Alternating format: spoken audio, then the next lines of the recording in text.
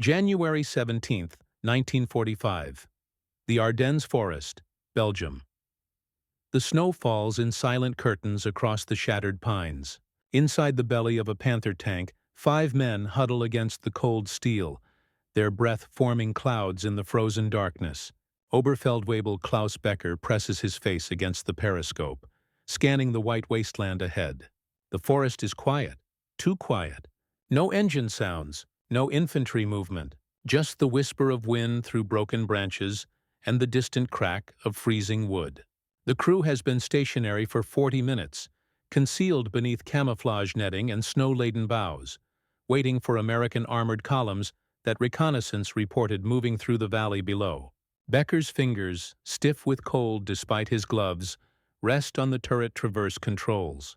He believes in the superiority of his machine, 55 tons of sloped armor, and an 88mm cannon that can puncture any Sherman tank at 2,000 meters. He believes in German engineering, in the precision of Krupp steel, in the mathematical certainty of ballistics and armor angles. What Klaus Becker does not believe, what he cannot conceive as he peers into that white silence, is that he is already dead, that somewhere beyond the visible horizon, nearly 15 kilometers away, American soldiers he will never see are consulting firing tables and adjusting elevation screws on howitzers pointed at empty sky, that the mathematics of his destruction are already calculated, the coordinates already transmitted, the shells already loaded. In 7 minutes, fire will fall from heaven itself. The German Armored Corps of 1945 represented the culmination of 2 decades of tactical evolution, a doctrine born in the aftermath of the Great War's static nightmares. Heinz Guderian and the theorists of Bewegungskrieg had crafted a philosophy around speed, shock, and the concentrated violence of armored spearheads. The Panzer divisions that swept across Poland and France had operated with devastating efficiency, combining tanks, mechanized infantry, and self-propelled artillery into mobile battle groups that could penetrate enemy lines and exploit breakthroughs before defensive positions could solidify. German tank crews trained extensively in direct fire engagement, the art of acquiring targets through optical sights, calculating range through reticle markings, and delivering precision shots that would penetrate enemy armor at vulnerable angles. Their gunnery doctrine emphasized the duel, the contest between 2 armored vehicles maneuvering for position, seeking the perfect shot. A well-trained German tank commander could estimate range within 50 meters through visual assessment alone. A skilled gunner could place an armor-piercing round through a target's frontal plate at 1,500 meters, while both vehicles moved across broken terrain. This was the warfare they understood: intimate, visible, governed by the laws of direct observation and mechanical precision. The notion that artillery could function as anything more than area bombardment, that indirect fire could achieve the precision of aimed shots, violated the fundamental assumptions of their training and experience. American artillery doctrine in 1945 represented something unprecedented in military history: the industrialization of fire support married to a communications revolution that transformed howitzers into precision instruments.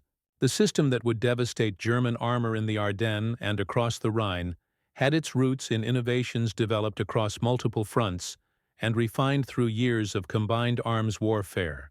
At its heart was the Fire Direction Center, a concept that centralized fire control and applied mathematical rigor to what had previously been an approximate art.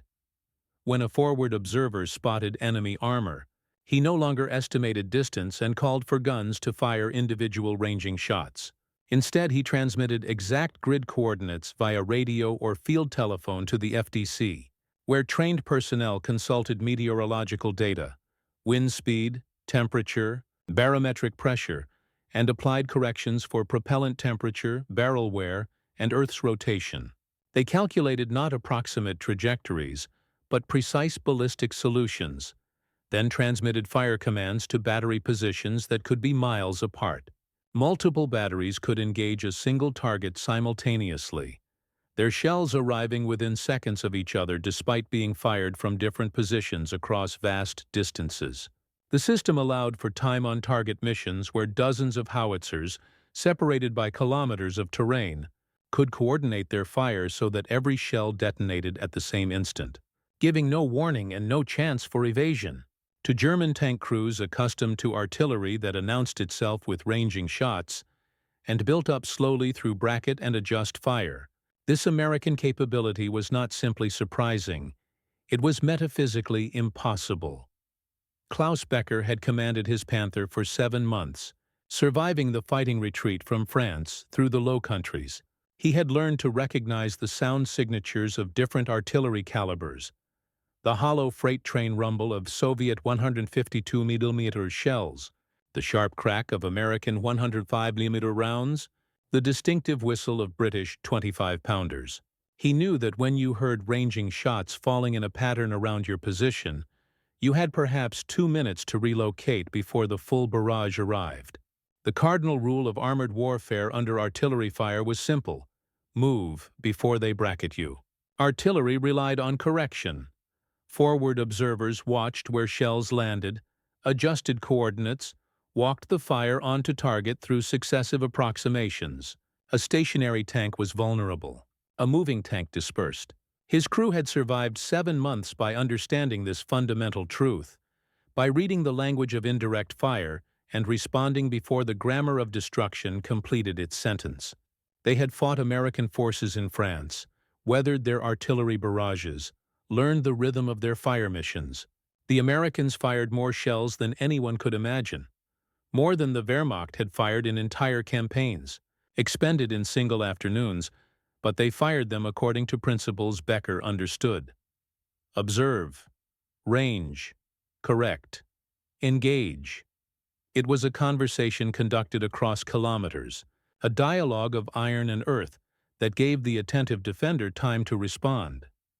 The Americans Becker faced in the Ardennes winter operated according to different principles entirely. The forward observer concealed in the ridgeline 800 meters south of the Panther's position did not fire ranging shots. Lieutenant James Morrison, crouched in a snow-covered dugout with his radio operator and a battery-powered SCR-610 radio set, had identified the German tank through binoculars at 11:43. He consulted his map, overlaid with the gridded transparency that divided the entire battlefield into numbered squares of 100 meters each. He identified the Panther's position to within 25 meters, cross-referenced terrain features, and transmitted a brief message via radio to the Battalion Fire Direction Center 4 kilometers behind the lines. Fire mission, grid reference 87453892. Enemy armor, dug in. 1 Panther tank. Request immediate suppression. The FDC received his transmission, consulted their plotting boards, and within 90 seconds had calculated firing solutions for 3 separate artillery batteries positioned at different points across a 5-kilometer arc. They determined the required azimuth, elevation, and propellant charge for each battery to place high-explosive shells on Lieutenant Morrison's coordinates. They scheduled the fire as a time-on-target mission, all shells to detonate simultaneously, allowing no opportunity for evasion. They transmitted fire commands via wire and radio to battery positions, and gun crews began loading shells. The entire process, from observation to guns ready to fire, took less than 4 minutes. No ranging shots, no bracketing adjustments, no warning. Inside the Panther, Klaus Becker heard nothing that alarmed him. The forest remained silent except for wind and the occasional crack of thermal stress in frozen metal. His loader, a 19-year-old conscript from Bavaria, scraped frost from the interior hull and complained quietly about the cold. The driver dozed in his compartment, wedged against the transmission housing for warmth. The radio operator monitored the battalion frequency, hearing only static and occasional burst transmissions from other armored units. They had been at this position for nearly an hour without incident, concealed by terrain and camouflage, invisible to aerial reconnaissance. Becker allowed himself a moment of confidence. The Americans were road-bound, predictable, dependent on overwhelming material superiority rather than tactical finesse. Their Sherman tanks were mechanical jokes, thin-skinned and undergunned, coffins that burned when penetrated.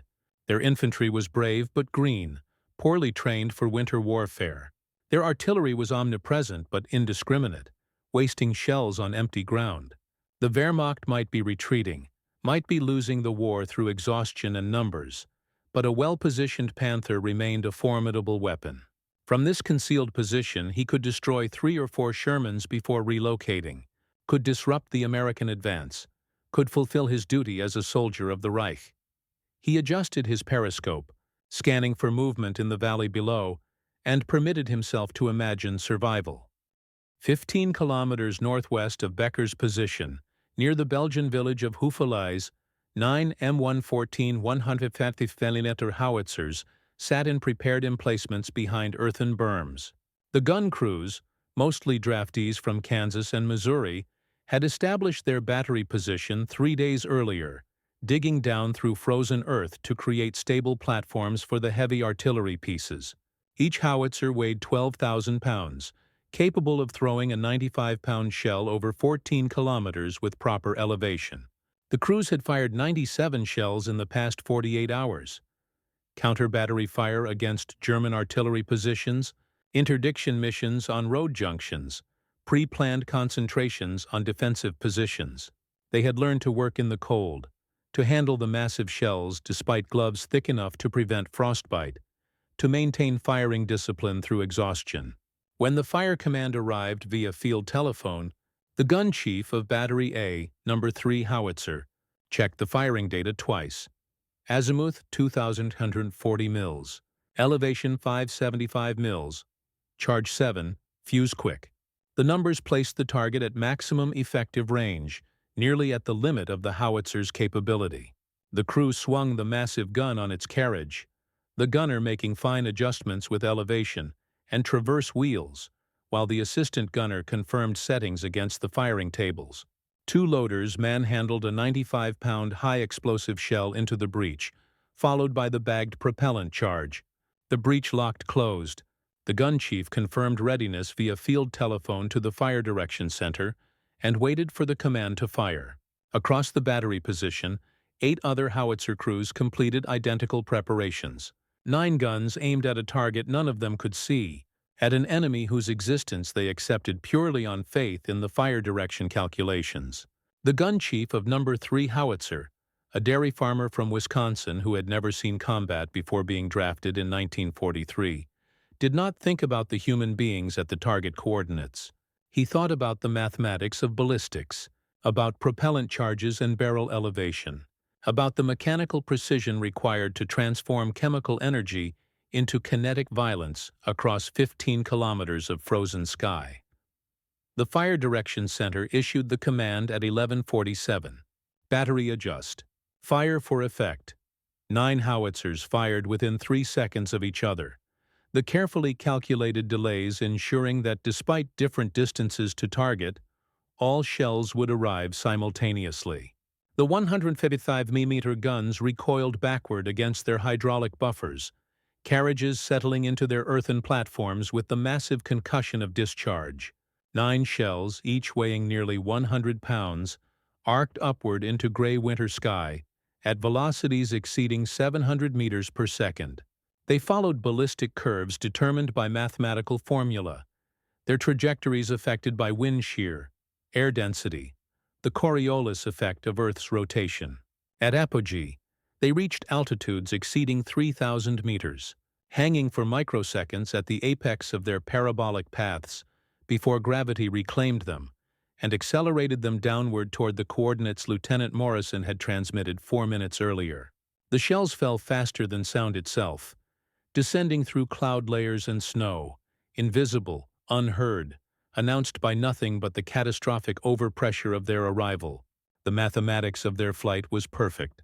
The calculations of the Fire Direction Center, factoring in every variable of weather and ballistics, placed them within 15 meters of the designated grid reference. 9 shells, 8,000 pounds of high explosive and steel fragmentation arrived at Klaus Becker's position at 11:48 and 17 seconds. The Panther tank disappeared in a hemisphere of orange flame and black smoke.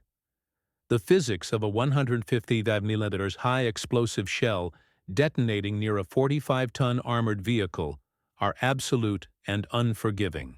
Each shell contained 11 pounds of TNT composition, which detonated at a velocity of 6,900 meters per second, converting solid explosive into expanding gas at temperatures exceeding 3,000 degrees Celsius. The detonation generated an overpressure wave of 15,000 pounds per square inch at the epicenter, a wall of compressed air moving outward at supersonic velocity. The steel shell casing fragmented into thousands of pieces, traveling at velocities sufficient to penetrate light armor at 50 meters. One shell detonated 7 meters from the Panther's starboard track assembly, the overpressure waves slamming against the tank's side armor like a giant hammer, the fragmentation cutting through the exposed running gear and severing the track. 2 shells detonated above the hull, the airbursts designed to defeat overhead armor. The Panther's thinner deck plating, only 16 millimeters thick, designed to resist machine gun fire but never intended to withstand the downward force of artillery fragmentation. Hundreds of steel fragments hammered into the engine deck, puncturing the thin armor, destroying radiators and fuel lines, igniting the gasoline that fed the Maybach engine. 3 more shells detonated within 5 meters of the turret, the combined overpressure sufficient to crack welds and rupture hatches. The concussion transmitted through the armor as a shock wave that pulverized internal components and human tissue alike.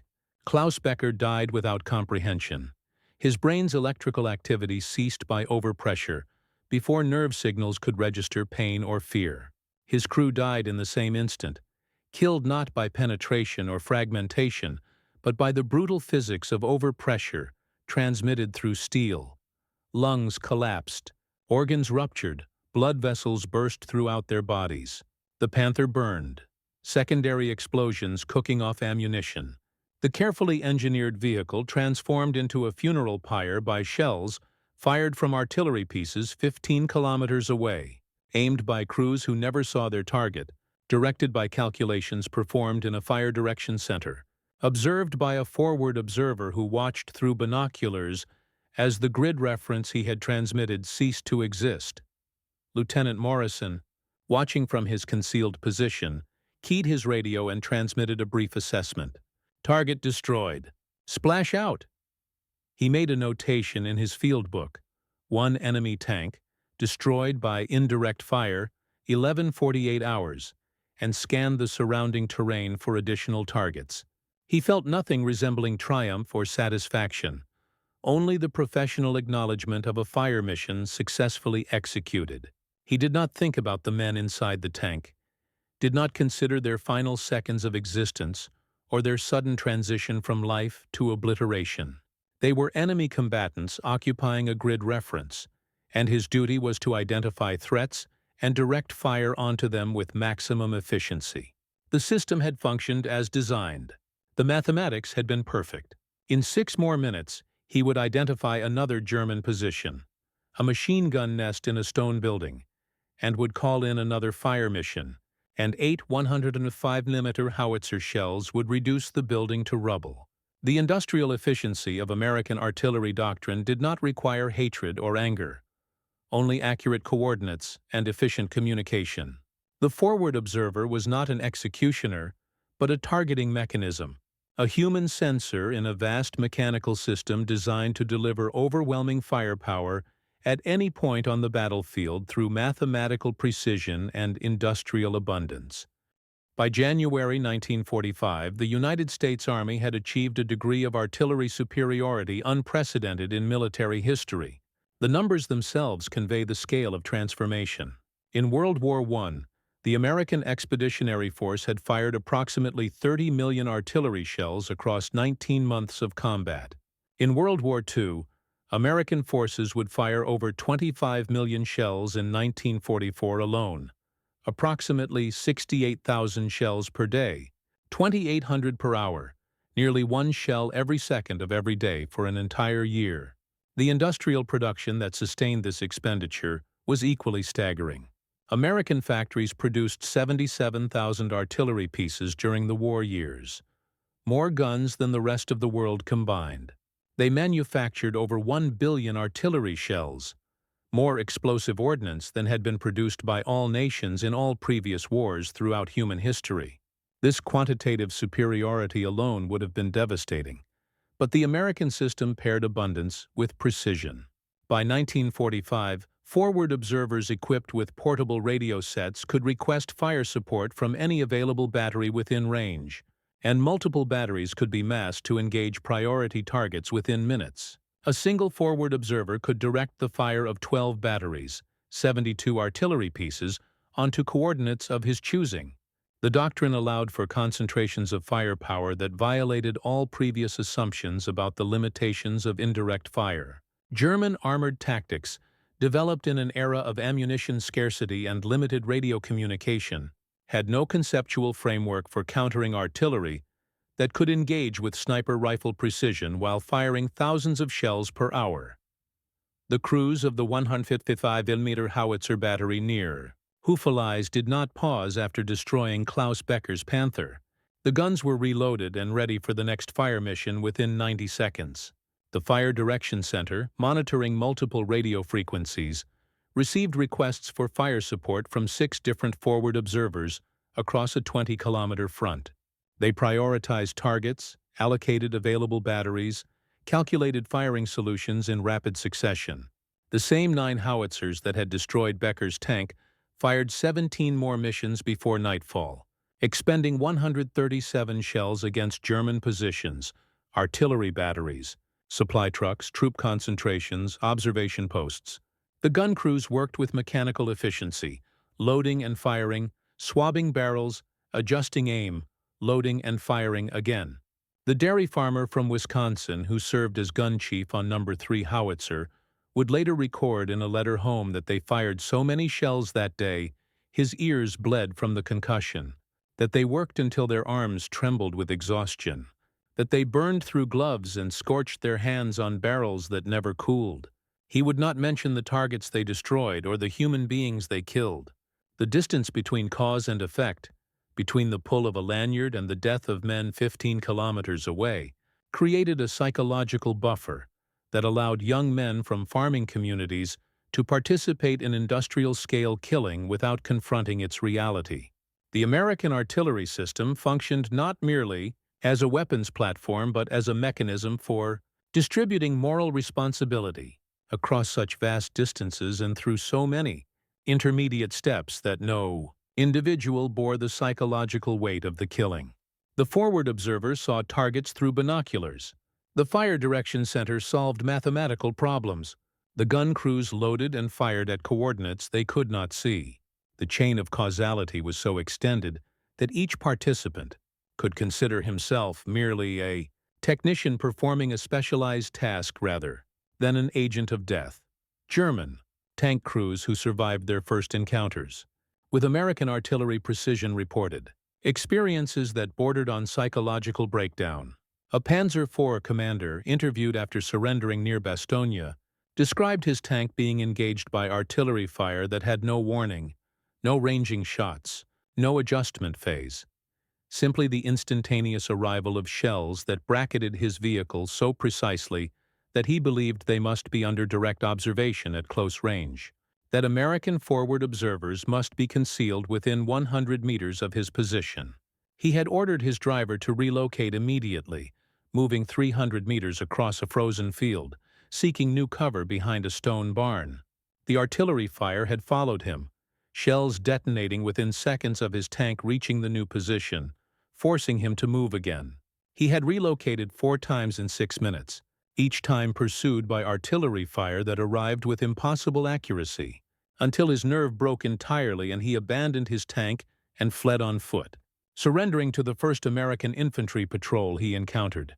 He could not conceptually process an enemy who could track his movement and engage him with artillery fire more rapidly than he could maneuver to safety. The mathematics of his experience, the time required for observers to identify his new position, calculate new coordinates, transmit them to artillery batteries, adjust fire, and engage, should have provided sufficient intervals for evasion. The system should not have been able to respond faster than he could move. That it could, that it did, violated his understanding of warfare's fundamental mechanics. the German military establishment, confronting reports from the front of artillery capabilities that seemed physically impossible, initially dismissed them as exaggerations born of battlefield stress and declining morale. Senior officers who had commanded artillery in previous wars insisted that indirect fire could not achieve the precision described, that forward observers could not coordinate multiple batteries across vast distances with such efficiency, that time-on-target missions involving dozens of guns firing from different positions could not achieve simultaneous impacts. The mathematics were too complex, the coordination too demanding, the communications infrastructure too vulnerable. These assessments were based on German experience with artillery doctrine, which remained fundamentally constrained by communications limitations and ammunition scarcity. German artillery batteries in 1945 relied primarily on wire communications, vulnerable to being cut by enemy fire, and possessed limited radio assets. Their forward observers often could not communicate directly with gun batteries, but had to relay fire requests through multiple intermediate headquarters, each adding delays and potential for error. Their fire direction centers lacked the computational tools and standardized procedures that made American fire coordination so efficient. Most critically, German doctrine was shaped by perpetual ammunition shortage. They simply could not afford to experiment with the massive fire concentrations that Americans employed routinely. When German forces attempted to replicate American time-on-target techniques in late 1944, they discovered that their communications infrastructure and fire direction procedures could not coordinate multiple batteries with the necessary precision, and that such missions consumed ammunition at rates their logistics system could not sustain. The American artillery system represented not merely superior technology but an entirely different philosophical approach to warfare, one that accepted inefficiency and waste as acceptable costs for guaranteed effects, that prioritized speed of response over conservation of resources, that treated artillery shells as infinitely abundant commodities, to be expended without hesitation. The psychological impact of facing artillery that behaved with rifle-like precision fundamentally altered German tactical behavior. Tank commanders who had previously used static defensive positions, relying on camouflage and terrain to protect them while they waited to ambush American armor, abandoned this approach after experiencing American fire direction capabilities. They adopted constant movement as the only viable defense, never remaining in one position longer than necessary to engage immediate targets, treating every location as temporarily survivable at best. This behavioral change, forced by artillery precision, negated many of the advantages that German armor still possessed.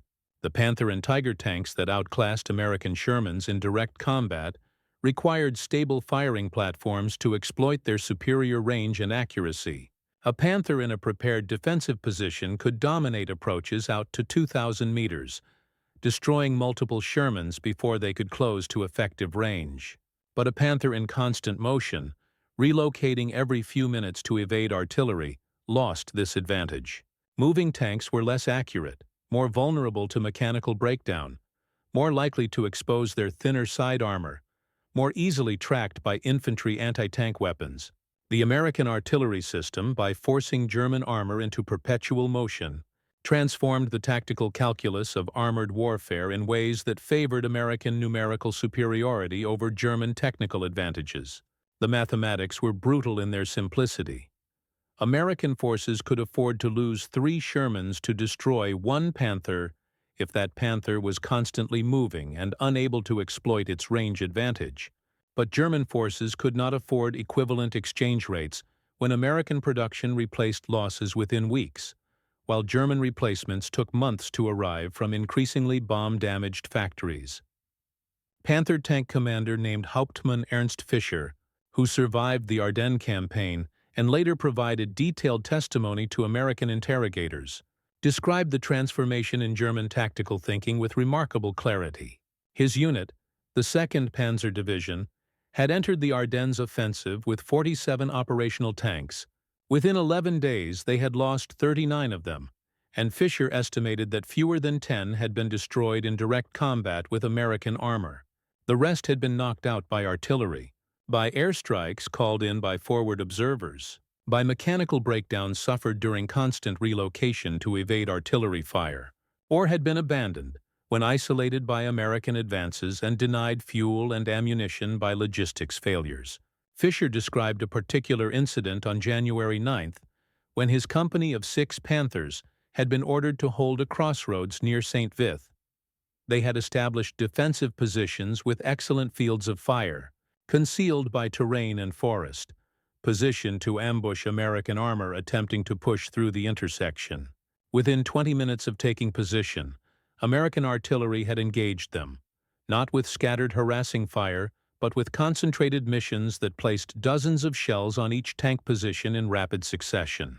Fisher had ordered immediate relocation, but 2 of his tanks were disabled before they could move, their tracks severed by shell fragmentation.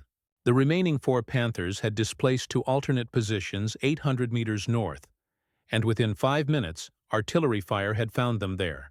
Fisher had ordered another displacement, then another, his company conducting a fighting retreat through forest tracks while artillery fire pursued them with terrifying consistency. By late afternoon, 3 more Panthers had been lost, 1 to mechanical breakdown when its transmission failed under the stress of cross-country movement, 2 abandoned when they ran out of fuel during the constant relocations. Fisher's company, which had entered combat that morning with 6 operational tanks and had not fired a single shot at enemy armor, had effectively ceased to exist by nightfall. He described the psychological impact in terms that suggested trauma. The constant expectation of shells falling from empty sky, the impossibility of finding safety, the grinding awareness that an enemy he could not see was tracking his every movement and could destroy him at will. He had trained for years in armored warfare, had studied the campaigns of Guderian and Rommel, had mastered the technical complexities of tank gunnery and tactical maneuver, and all of that expertise had proven worthless against an enemy who could kill him from beyond the horizon, without ever exposing themselves to risk. The symbolic object that came to represent American material superiority in the minds of German tank crews was not a weapon or a piece of equipment, but something more fundamental: the radio.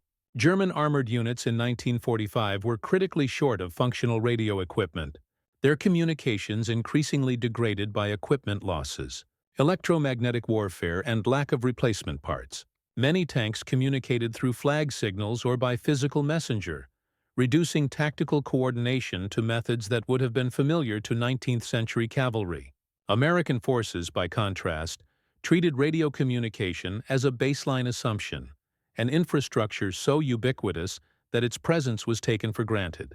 Every tank, every armored vehicle, every forward observer team, every infantry platoon possessed functional radio equipment with standardized frequencies and reliable performance. The SCR-610 radio set used by forward observers weighed 35 pounds, operated on battery power, and could transmit clear voice communications over 15 kilometers. It was mass-produced by American factories in quantities sufficient to treat the radios as semi-disposable. Units that lost or damaged their sets received replacements within days. This communications infrastructure enabled the artillery system's precision. Forward observers could transmit target coordinates instantly. Fire direction centers could coordinate multiple batteries across vast distances. Adjustments and corrections could be transmitted in real time. The entire system functioned as a network, each component connected to every other component, information flowing in seconds across distances that would have required hours to traverse physically. German tank crews, listening to the constant chatter of American radio traffic on captured frequencies, understood that they were facing not merely superior firepower, but superior information processing. The Americans knew where their own forces were, where enemy forces were, what resources were available, what threats existed across the entire battlefield. They operated within a shared consciousness, a collective awareness sustained by radio networks. German forces operated increasingly in isolation, individual units making decisions based on fragmentary information, unaware of the larger tactical situation, unable to call for support or coordinate with adjacent units. The asymmetry was not merely technological but epistemological. American forces knew and acted on their knowledge, while German forces groped in growing darkness. The abundance that American radio networks represented extended to every aspect of the American military system, and German soldiers encountered this abundance with reactions that ranged from admiration to despair to near religious awe. When German units overran American supply dumps during the initial days of the Ardennes offensive, they discovered warehouses containing more equipment than entire German divisions possessed, pallets of ammunition stacked higher than a man could reach, rows of fuel drums extending into the distance, crates of rations and medical supplies, and spare parts in quantities that suggested American logistics officers treated waste as an acceptable alternative to shortage. A German infantry soldier, writing home after the battle, described finding an American field kitchen that had been abandoned during a retreat. Inside were crates containing fresh eggs, real coffee, white bread, canned fruit, chocolate bars, cigarettes in cartons. His unit, subsisting on black bread and ersatz coffee made from acorns, had discovered American frontline troops eating better than German civilians. The soldier described this discovery not with the joy of finding food, but with a kind of existential horror, the realization that his nation was fighting an enemy. Who could afford to stock frontline kitchens with luxuries while Germany struggled to provide its troops with basic calories? The abundance signaled not merely wealth but a fundamentally different approach to warfare.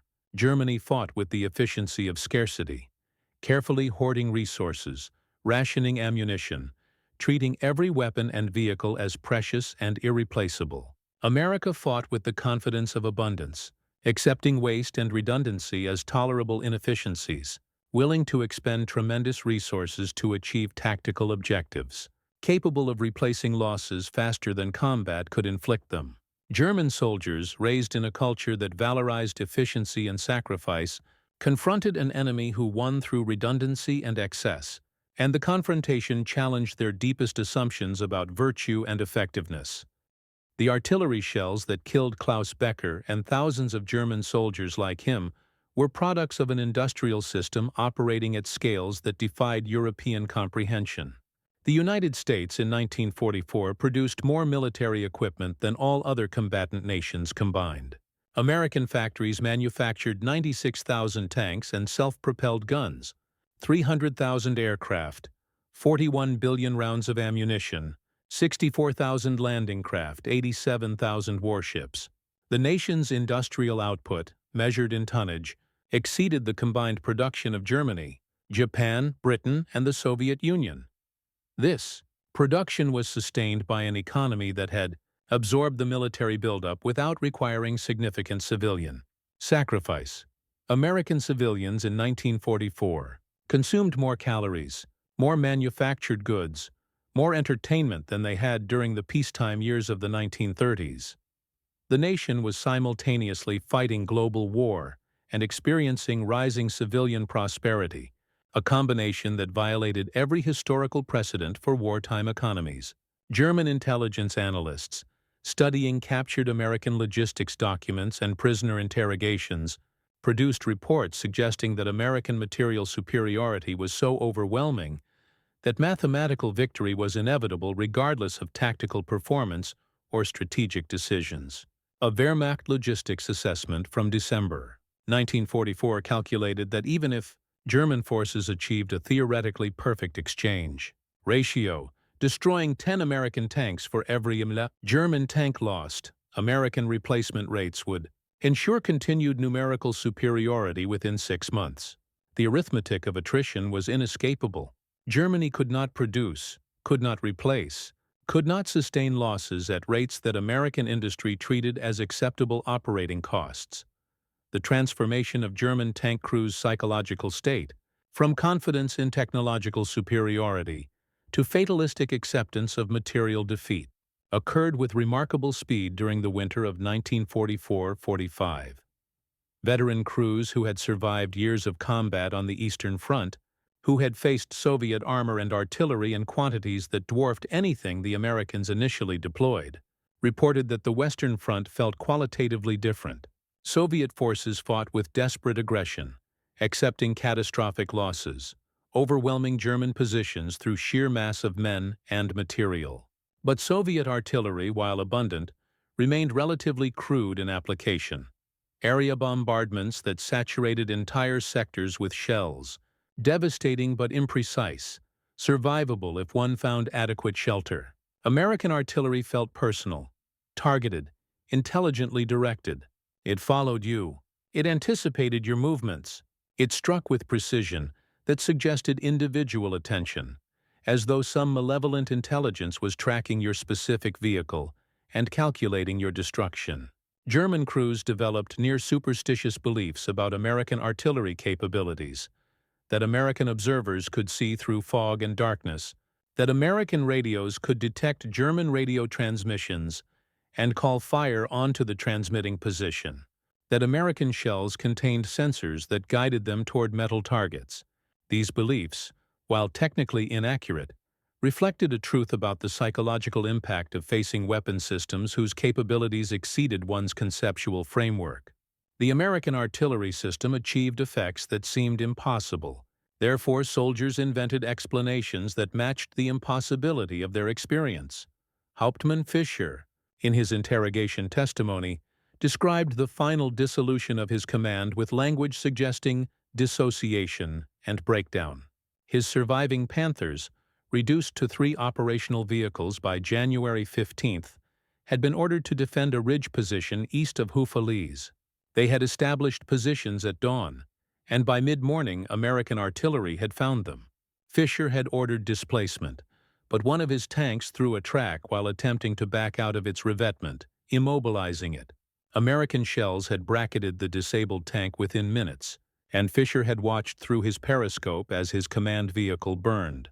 Knowing his men were trapped inside, but unable to assist without exposing his own tank to the artillery fire that was systematically destroying the position, he had ordered his remaining 2 Panthers to withdraw, attempting to reach German lines 8 kilometers east. American artillery had followed them, shells falling in their wake, forcing them off roads onto frozen fields where their tanks struggled for traction. One Panther became bogged in soft ground near a stream crossing, its weight breaking through the frozen crust into mud beneath. The crew had abandoned it, and Fischer had watched American shells destroy the stuck tank with methodical precision. No wild bombardment, no saturation fire, just 3 shells placed with exactness onto the immobilized vehicle, enough to ensure its destruction without wasting ammunition on a target that posed no threat. Fischer's final tank had run out of fuel 3 kilometers from German lines. He and his crew had set demolition charges and walked east through snow, carrying only personal weapons, abandoning 45 tons of German engineering to American salvage teams. Fischer described this final walk with more emotional content than anything else in his testimony. The awareness that he was leaving his vehicle intact but inoperable, that American soldiers would find it and study it and understand its capabilities and weaknesses, that the Panther that had been his home and his weapon and his responsibility for 8 months would end its service as a museum piece or a target for American weapons testing. The humiliation of this ending felt more profound than the fear of combat or the exhaustion of retreat.